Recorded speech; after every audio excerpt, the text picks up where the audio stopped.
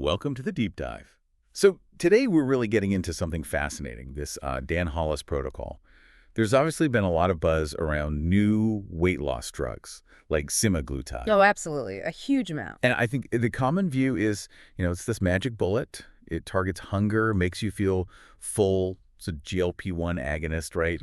Mimics that hormone. Exactly. It tells your brain you're full, slows digestion, really quiets that constant food noise for many people. But this protocol, Dan Hollis's approach, it seems to frame it very differently. Not just biology, but a window to change, like for a whole personal transformation. That's precisely it. Our mission here is to explore that human-centered angle. It goes way beyond just, the mechanics of the drug. Right. And the sources we're looking at, they aren't just clinical studies. We've got Dan Hollis's framework itself, reflections from people who've gone through his process, and insights that really push back against the standard ways we think about weight loss, and maybe even more importantly, how we think about setbacks. So we'll be getting into how identity, rituals, narrative, how all that fits with the medication. It's not just about the scale. Okay, so let's dive into that first big idea then. The protocol doesn't see semaglutide as like the end game. Not at all. Dan Hollis calls it a pause, a breather, a reset. Like it's the starting point, yeah. Exactly right. He talked about how it lowers the volume on hunger. It creates this quiet. And he literally said, in that quiet, the truth begins. The truth. What does that mean in practice? Well, think about it. If food has been your comfort, maybe noise to fill silence, or just this constant companion, suddenly that's quieter. Right. And in that quiet, you start to see the real drivers. Maybe it's boredom, maybe stress, maybe habit. It's not just physical hunger anymore. Yeah. So this pause, this quiet, it gives you the space, maybe for the first time, to actually observe those patterns. And then crucially, to start designing something new, a healthier system. It's a chance to really hear yourself. That makes a lot of sense.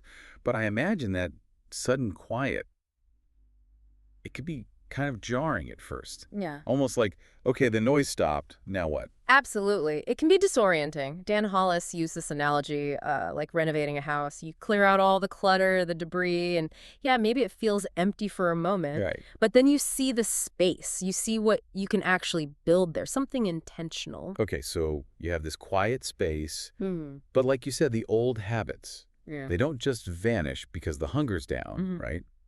You still reach for the chips at 9 p.m.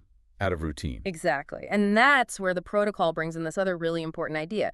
Every pound lost is a habit that needs replacing, not just removing. Replacing, not just removing. Okay. Yeah.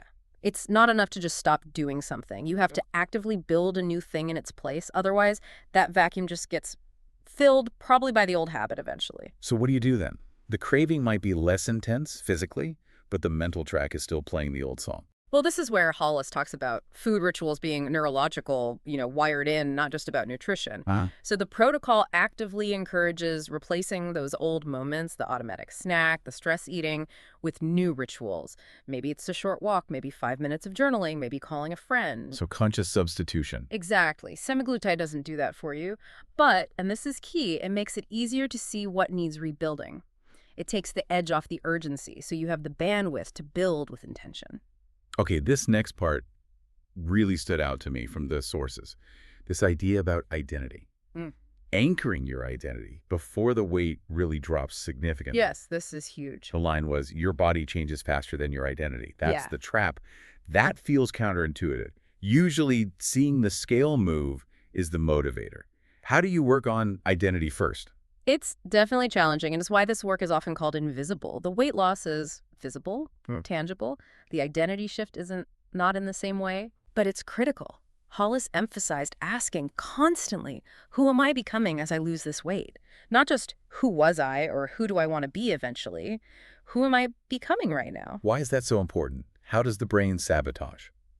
Because if your internal self-image, your identity, doesn't keep pace with the physical changes, your brain can feel a mismatch. It can feel unsafe, unfamiliar, and that subconscious discomfort can trigger behaviors that pull you back to the familiar, even if the familiar was unhealthy. Wow. Okay, so it's like your mind needs to catch up to your body. Precisely. And Hollis was really clear. This isn't about becoming some entirely different person. It's often about shedding layers that weren't really you to begin with.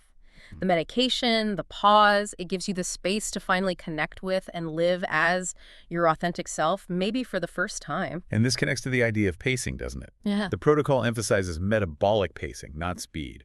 Fast results don't mean lasting results. Pacing is protection. Yes, exactly. It pushes back against that lose it fast mentality. Why is slower better, according to Hollis? Well, from a physiological standpoint, rapid loss can sometimes mess with your metabolism. It can slow down more drastically.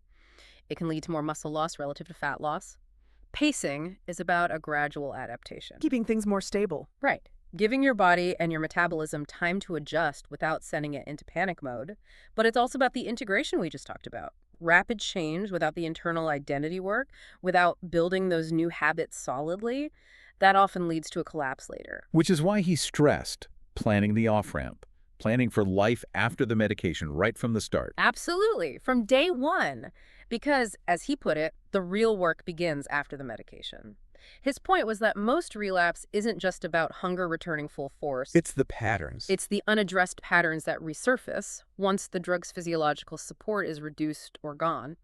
If you haven't built the foundations while you had the medication's help, those old structures are just waiting to come back online. So, building. What kind of foundation are we talking about? He uses this term neurobiological scaffolding and says support isn't optional. What does that actually mean beyond just, get some support? It's much more specific than just general support. Neurobiological scaffolding. Think of it like literally building new pathways in your brain purposefully. Okay. It means things like setting up really specific routines for movement, maybe designating certain foods or situations as off limits temporarily to break associations, using cognitive techniques to actively challenge and reframe negative thoughts when they pop up. So deliberate mental construction. Yes. It's a strategy to reinforce the new positive habits until they become more automatic than the old ones. Your brain literally rewires. And that scaffolding includes emotional support, yes, finding a community, having structure, but also, crucially, the language you use about yourself and the process. Yeah, Hollis made this distinction. AI can deliver information. Humans deliver meaning. You need data, sure, but you also need the human element, the meaning making. And language is how we make meaning. Which leads right into the narrative piece. Yeah. Weight loss is biology. Staying there is narrative. That's powerful. Isn't it? It really captures it. We all tell ourselves stories constantly. So rewriting the narrative, is that just about positive thinking, like affirmations? It's deeper than just generic positivity. It's about fundamentally changing the stories you tell yourself.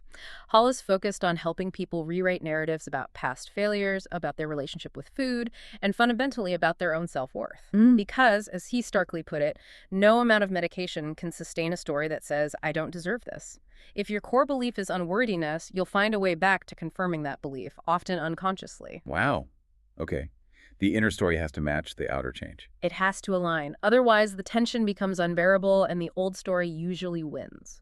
And this reframing, this narrative work, it extends even to setbacks, Yeah. which is huge because setbacks usually feel like total failure. Right.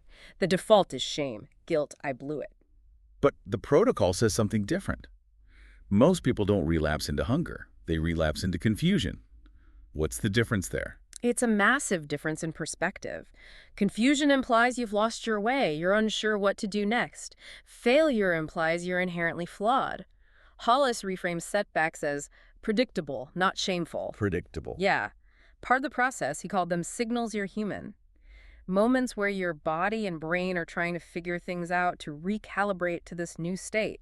It's not a failure signal, it's an adaptation signal. He used that analogy of a spiral staircase, right? Not a straight line up. Exactly. You might revisit similar themes or feelings, Yeah. feel like you're going in circles sometimes, but you're actually still ascending, still making progress overall. And things like plateaus or Yeah. old cravings popping up. Plateaus, in this view, aren't walls, they're landings. Your body catching up, your metabolism may be asking for grace. It needs time to stabilize before the next phase. And old cravings. Hollis taught they're often just memory echoes of old neural pathways, not necessarily a sign of weakness or overwhelming current need. And because the background hunger noise is lower, you can choose to respond differently. So if you hit a rough patch, it doesn't automatically mean the medication isn't working anymore. Not necessarily. It often means the story you're telling yourself about the process or about that specific challenge still needs updating. The narrative hasn't caught up to the new reality or the current hurdle. And the Dan Hollis difference is how you narrate that moment. Precisely. Instead of judgment, I failed, I'm useless, it's about inquiry, asking questions like, okay, what am I actually feeling right now? What unmet need might be driving this? Who do I want to be in response to this challenge? Turning it into learning. Yes. It creates space for learning, for adjustment, and for what Hollis called falling without failing. You can stumble, learn from it, and keep climbing that spiral staircase without letting it define you as a failure.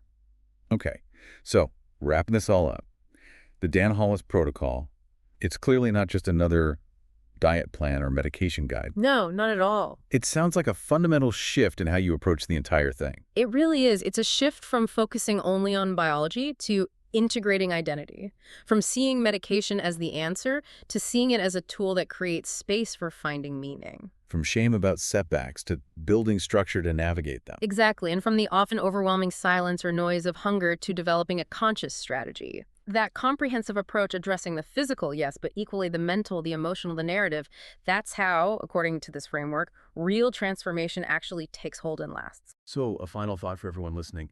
If semaglutide, viewed this way, is about enabling adaptation, makes you wonder, doesn't it? What other areas of life might be waiting for that kind of pause, that reset, that chance to consciously rewrite the narrative you've been living?